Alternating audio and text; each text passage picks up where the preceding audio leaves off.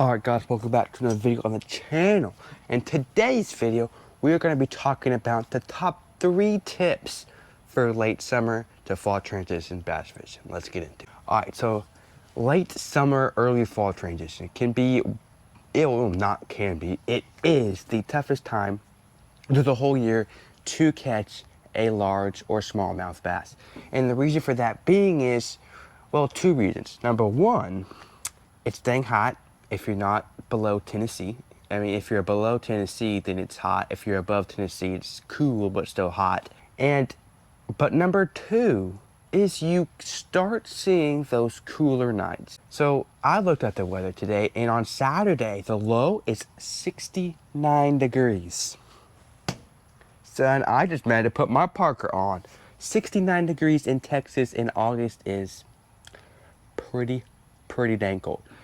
So you could start to see those cooler nights, and throughout the whole week it's going down by either 2 or 3 degrees throughout the whole entire week and getting down to 69 degrees, starting at 80, going down to 60 and 69.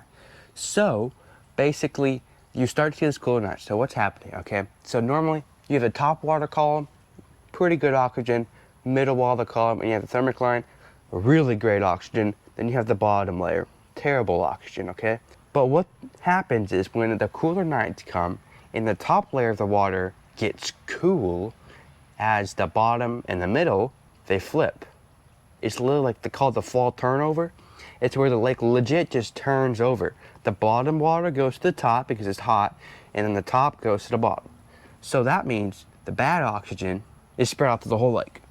So there's bad oxygen, or not, there's oxygen, but there's some oxygen. Like the top layer has some, the middle has a lot, the bottom has none. So everything has just some oxygen.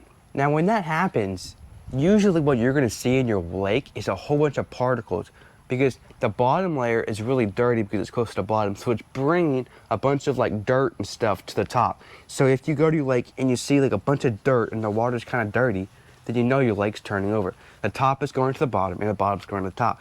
That thermocline disappears. So the bass can be anywhere in the lake.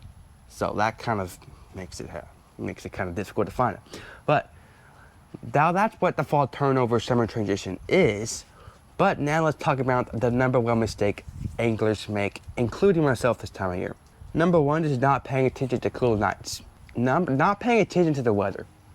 Because when those cooler nights happen and you don't know about it, it can be really, like whenever you go to the lake, you can struggle for a long time until you figure it out that the bass aren't there when there's normal spots, because they can live other places that are better. Because why would they want to live on a random hump in the middle of the lake when they can live on a hump that now has oxygen, has current, on a ledge, bunch of bait fish? They'd rather live on that hump than this hump. So then they're moving.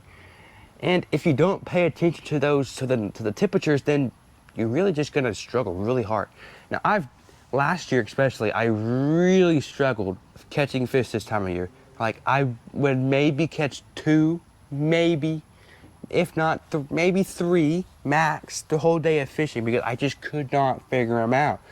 I tried I tried fishing shallow, I've tried fishing deep, I tried fishing in the morning, I tried fishing in the evening, I tried night fishing.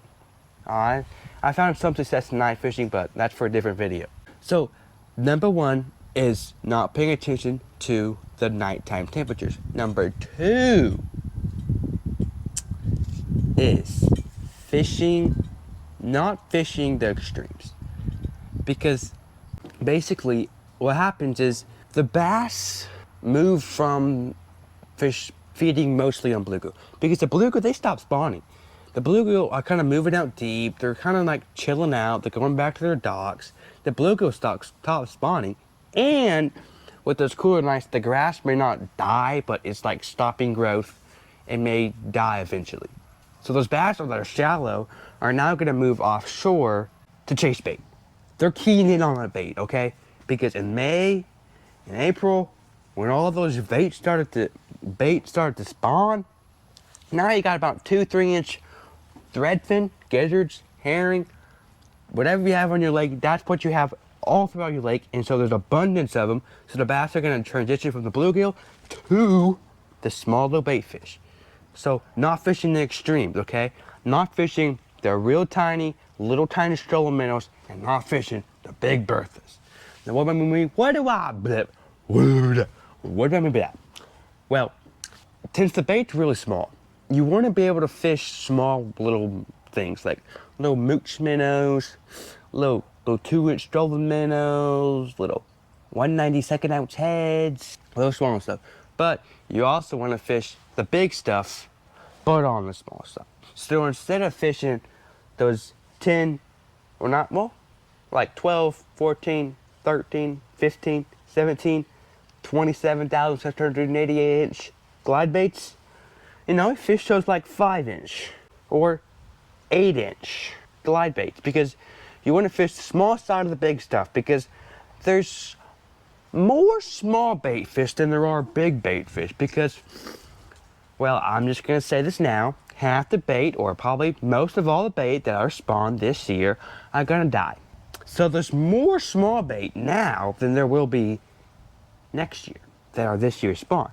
So you don't want to, like, say there's just 500 small bait fish, but there's only about 100 big bait fish. So why fish for big bait fish when the bass usually see smalls? I don't know. So you can still fish your shads, but don't fish the big ones, just fish the small ones. That's what I do. I catch a lot of fish on some big old shad. You may catch bigger fish on the shad, but since all the fish are going after small stuff, you may catch, you are going to catch big fish on small stuff this time of the year, especially because that's what they're eating. The big fish are not just eating big stuff because they're eating small stuff because the water's still warm. They're still got energy to kick some shad butt. Now because yeah, that's why. Because the science says so. Berkeley, I think. I don't know. Or because I say so, because science says so. Alright, and then mistake numero 3. I think, tres. That is not fishing slow. Basically this time of year, you ain't want to fish slow. Because you want to find the bass, because the bass are active, that the water's warm, they're chasing bait, they ain't chasing bluegill no more, but there still is some chasing bluegill, so your swim jigs and stuff that are bluegill killers will still kind of work, but not really, but still just don't, just listen to me! So basically, what is happening is the bass are chasing the bait fish. So, your spots that you fish slow, normally you can catch some bass on, you want to fish, you can burn a crankbait a couple times, throw a swim bait in there, you might catch it, move on. I literally want you to cover 100 acres in half a day. Half a day. If you can cover a 100-acre lake in half a day, you successfully fished fast. If it takes you a day to cover a 100-acre lake, you successfully fished slow. Just saying. So, could you still catch fish slow this time of year? Heck yeah! But are you going to catch as many fish as the guy fishing fast? Heck no! The guy fishing fast is going to find those schools of bass, absolutely slap some bass butt, and then come back to your slow fish and slap their butts too, because they're feeding fast too, because they're not only feeding slow, they're feeding fast because that's what they want to eat right now, and because there's a lot of bait fish they can eat, so they why not just eat the bait for the land to eat the crawfish and everything. Fish fast. So, what does that mean? Get your chatterbaits, bluegill colored chatterbaits. Not bluegill, shad colored chatterbaits. Ding dong. Because, and you also want to downsize. So like, instead of throwing your half-ounce Evo Elite, throw a 3/4. I mean, not 3/4, 3/8. Or the new Mini Max.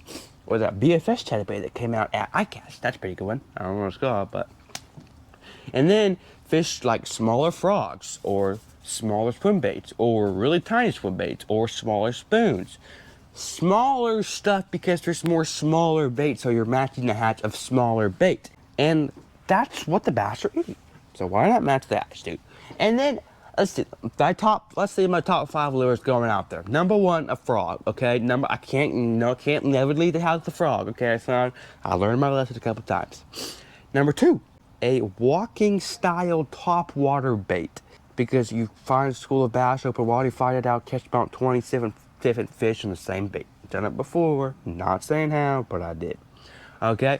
Number 3, an A-rig. I can catch bass in the summer on an A-rig, but you can catch a big bass in the summer on an A-rig. If you just see my A-rig video, I caught only small fish, but now you catch a big fish because that's what they're keying in on. And 3 is A-rig. Number 4, has to be a chatterbait or a swim jig, depending on how much grass you have.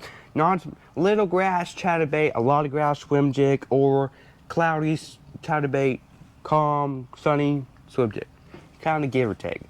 And then number 5, I kind of want to have like a jig, just to have a jig, just so I can slow down every now and then. Maybe flip a brush, probably see it, maybe skip a dock, because the bass, once it gets hot, they'll still move to those docks and then wait for it to get cooler again to go slap some shad butt.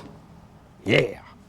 That's how I fish in the month of August, September, and even in October.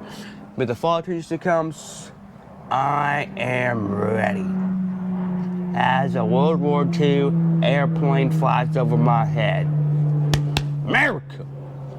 Well, hope you all enjoyed this video. If you did, leave a like, subscribe to the channel so you don't miss any more videos. Oh yes, and leave a comment down below of any other tips and tricks you may want to learn about or that you have to share to me, because I'm always open. So peace out, catch a big one. Peace!